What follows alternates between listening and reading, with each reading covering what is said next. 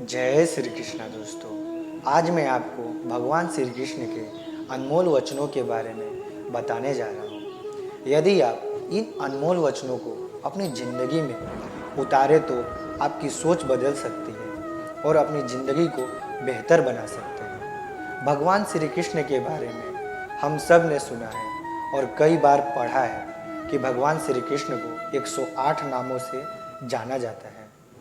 भगवान श्री कृष्ण अलग अलग स्थानों में अलग अलग नामों से जाने जाते हैं। भगवान श्री कृष्ण के पिता का नाम वसुदेव था। उन्हें आजीवन वासुदेव के नाम से जाना गया था। तो चलिए उन अनमोल वचनों के बारे में हम जानते हैं। शांति से भी दुखों का अंत हो जाता है और शांत चिंत मनुष्यों की बुद्धि शीघ्र ही स्थिर होकर परमात्मा से युक्त हो जाती है। क्यों व्यर्थ की चिंता करते हो? किससे व्यर्थ में डरते हो? कौन तुम्हें मार सकता है? आत्मा ना पैदा होती है ना मरती है, हर काम का फल मिलता है। इस जीवन में ना कुछ खोता है ना व्यर्थ होता है। विषयों का चिंतन करने से विषयों की आसक्ति होती है, आसक्ति से इच्छा उत्पन्न होती है और इच्छा से क्रोध होता है, क्रोध से सम्मोहन और अविवेक उत्पन्न होता है। संयम का प्रयत्न करते हुए ज्ञानी मनुष्य के मन को भी चंचल इंद्रियां बलपूर्वक हर लेती है। जिसकी इंद्रियां वश में होती हैं उसकी बुद्धि स्थिर होती है। जो भी मनुष्य अपने जीवन आध्यात्मिक ज्ञान के चरणों के लिए ऋण संकल्प में स्थिर है वह सामान्य रूप से संकटों के आक्रमण को सहन कर सकते हैं और निश्चित रूप से खुशियाँ और मुक्ति पाने के पात्र हैं। जब तुम्हारी बुद्धि मोह रूपी दलदल को पार कर जाएगी उस समय तुम शास्त्र से सुने गए और सुनने योग्य वस्तु से भी वैराग्य प्राप्त करोगे। केवल कर्म करना ही मनुष्य के वश में है, कर्म फल नहीं। इसलिए तुम कर्म फल की आसक्ति में ना फंसो तथा कर्म का त्याग भी न करो। तुम्हारा क्या गया जो तुम रोते हो? तुम क्या लाए थे जो तुमने खो दिया? तुमने क्या पैदा किया था जो नाश हो गया? ना तुम कुछ लेकर आए और जो लिया यहीं से लिया और जो दिया यहीं पर दिया। जो लिया इसी ईश्वर से लिया और जो दिया इसी को दिया। जो मन को नियंत्रित नहीं करते उनके लिए यह शत्रु के समान कार्य करता है। खाली हाथ आए और खाली हाथ वापस चले। जो आज तुम्हारा है कल और किसी का, ये परसों किसी और का होगा।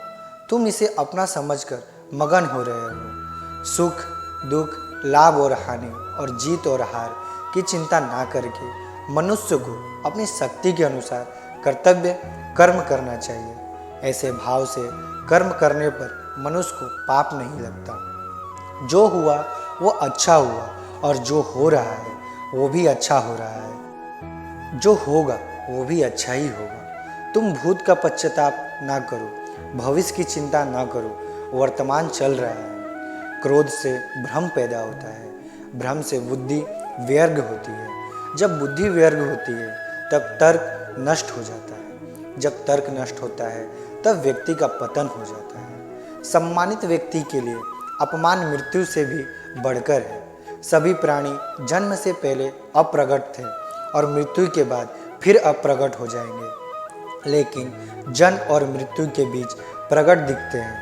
फिर इसमें सोचने की क्या बात है? परिवर्तन संसार का नियम है। जिसे तुम मृत्यु समझते हो वही तो जीवन है। एक क्षण में तुम करोड़ों के स्वामी बन जाते हो और दूसरे क्षण में तुम दरिद्र हो जाते हो। शस्त्र आत्मा को काट नहीं सकते, अग्नि उसको जला नहीं सकती, जल उसको गीला नहीं कर सकती और वायु इसे सुखा नहीं सकती। जैसे मनुष्य अपने पुराने वस्त्रों को उतारकर दूसरे नए वस्त्र धारण करता है, वैसे ही अपने अंदर की आत्मा मृत्यु के बाद अपने पुराने शरीर को त्याग करने से ही प्राप्त करती है। आत्मा न कभी जन्म लेती है और न मरती है।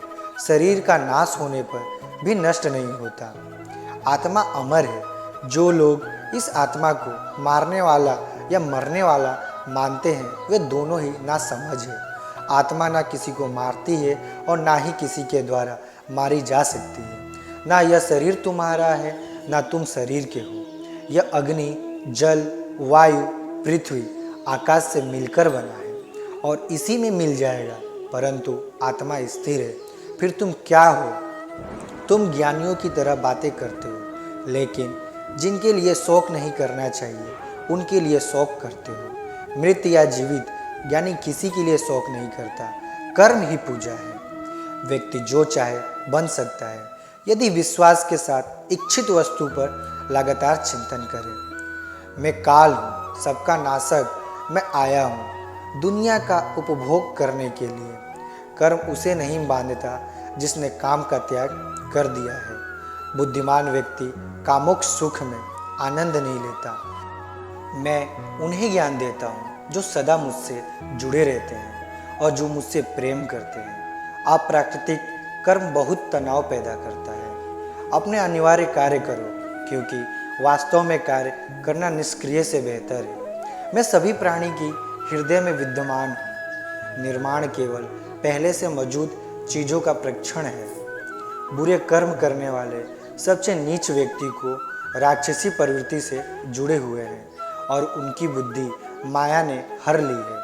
वह मेरी पूजा या मुझे पाने का प्रयास नहीं करते। मैं ऊष्मा देता हूँ, मैं वर्षा करता हूँ, मैं वर्षा रोकता भी हूँ, मैं अमृतत्व भी हूँ और मृत्यु भी मैं ही हूँ। जो इस लोक में अपने काम की सफलता की कामना रखते हैं वे देवताओं की पूजा करें। जब वे अपने कार्य में आनंद खोज लेते हैं तब वे पुण्यता प्राप्त करते हैं। इंद्रियों की दुनिया में कल्पना सुखों की शुरुआत है और अंत भी जो दुख को जन्म देता है। कर्मयोग वास्तव में एक परम रहस्य है। कर्म मुझे बांधता नहीं, क्योंकि मुझे कर्म की प्रतिफल की कोई इच्छा नहीं। करुणा द्वारा निर्देशित सभी कार्य ध्यान से करें। सदैव संदेह करने वाले व्यक्ति के लिए प्रसन्नता ना इस लोक में है ना ही कहीं और। किसी और का काम पुण्यता करने से कहीं अच्छा है कि अपना करे, भले ही उसे अपुण्यता का साथ करना पड़े। हर व्यक्ति का विश्वास उसकी प्रकृति के अनुसार होता है। जो ज्ञान और कर्म को एक रूप में देखता है वही सही मायने में देखता है। जो चीज़ हमारे हाथ में नहीं है उनके विषय में चिंता करके कोई फायदा नहीं है। जो कार्य में निष्क्रियता और निष्क्रियता में कार्य देखता है वह एक बुद्धिमान व्यक्ति है।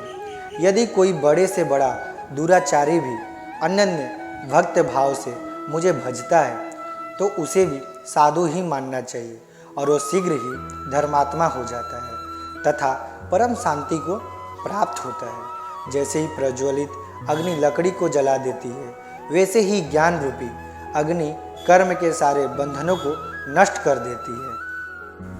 अपने आप जो कुछ भी प्राप्त हो उसमें संतुष्ट रहने वाला, ईर्ष्या से रहित, सफलता और असफलता में संभाव वाला कर्म योगी कर्म करता हुआ भी कर्म के बंधनों में नहीं बंधता है। जो आशा रहित है, जिसके मन में और इंद्रिया वंश में है, जिसने सब प्रकार के स्वामित्व का परित्याग कर दिया है, ऐसा मनुष्य शरीर से कर्म करते हुए भी पाप को प्राप्त नहीं होता। काम, क्रोध और लोभ यह चीज़ों को नरक की ओर ले जाने वाले 3 द्वार हैं। आज के लिए दोस्तों बस इतना ही। हम जल्द ही मिलेंगे नए वीडियो में। अगर आपको मेरी ये वीडियो अच्छी लगी होती हो प्लीज़ चैनल को सब्सक्राइब कर दे और बेल आइकन को ऑन कर दे, जिससे मेरे नए सारे वीडियो का नोटिफिकेशन आप सभी के बीच में आता रहे। और कमेंट में एक प्यारा सा कमेंट कर दे।